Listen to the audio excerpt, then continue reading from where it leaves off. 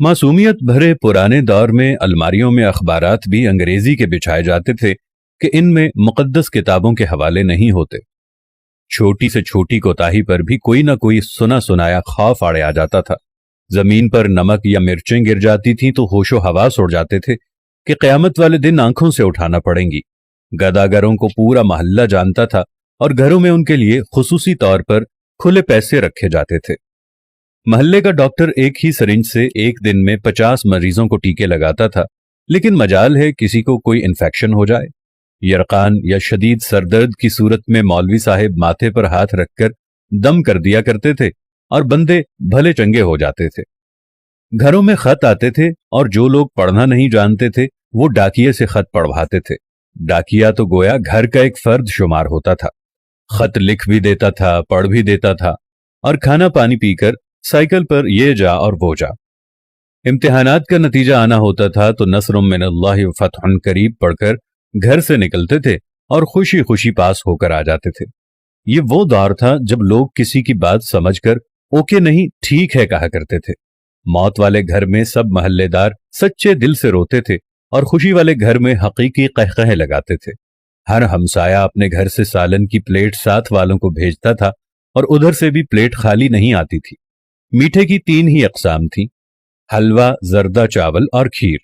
Ice cream दुकानों से नहीं, लकड़ी की बनी रेड़ी से मिलती थी जो म्यूजिक नहीं बजाती थी। गली गली में साइकिल के मैकेनिक मौजूद थे। जहां कोई ना कोई महल्लेदार कमीज का कोना मुंह में दबाए पंप से साइकिल में हवा भरता नजर आता था। न्याज बढ़ती थी तो सबसे पहला हक बच्चों का होता था। दूध के पैकेट और दुकानें तो बहुत बाद में वजूद में आईं। पहले तो लोग भैंसों के बाड़े से दूध लेने जाते थे। गुफ्तगू ही गुफ्तगू थी, बातें ही बातें थीं, वक्त ही वक्त था। गलियों में चारपाइयां बिछी होती थीं। महल्ले के बाबे हुक्का पी रहे होते थे और पुराने बुजुर्गों के वाकयात बयान कर रहे होते थे। जिन घरों में टीवी आ चुका था उन्होंने अपने दरवाजे महल्ले के बच्चों के लिए हमेशा खुले रखे। मट्टी के लेप की हुई छत के नीचे चलता हुआ पंखा सख्त गर्मी में भी ठंडी हवा दिया करता और फ्रिज के बगैर भी मटके और सुराहियों का पानी ठंडा रहता था। फिर अचानक सब कुछ बदल गया। हम कदीम से जदीद हो गए। अब बावर्ची खाना सीढ़ियों के नीचे नहीं होता, खाना बैठकर नहीं पकाया जाता, दस्तरखान शायद ही कोई इस्तेमाल करता हो।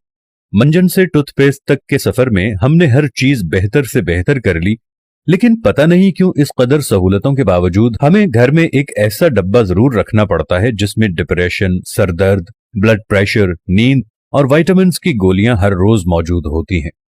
जरा खुद के घर के बारे में ये सारी बातें सोचकर देखें तो आपको सब कुछ यकीनन नजर आएगा जैसा मैंने आपको बताया है।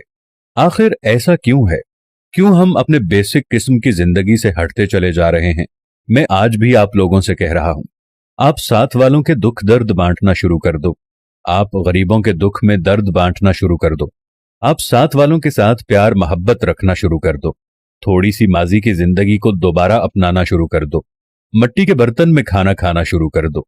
दुनिया जहां की नेमतों से दूर हट जाओ। ओवन और फ्रिज को इस्तेमाल करना छोड़ दो। प्रेशर कुकर को इस्तेमाल करना छोड़ दो। अपनी जिंदगी को सादगी की तरफ ले जाओ तो आपके घरों में रखा हुआ ये दवाइयों का डब्बा भी पहले की तरह यहां से गायब हो जाएगा। खुदावंद से दुआ है कि देखने वालों को सेहत कामिला और आजिला अता फरमाए। आमीन सुम्मा आमीन या रब्बल आलमीन।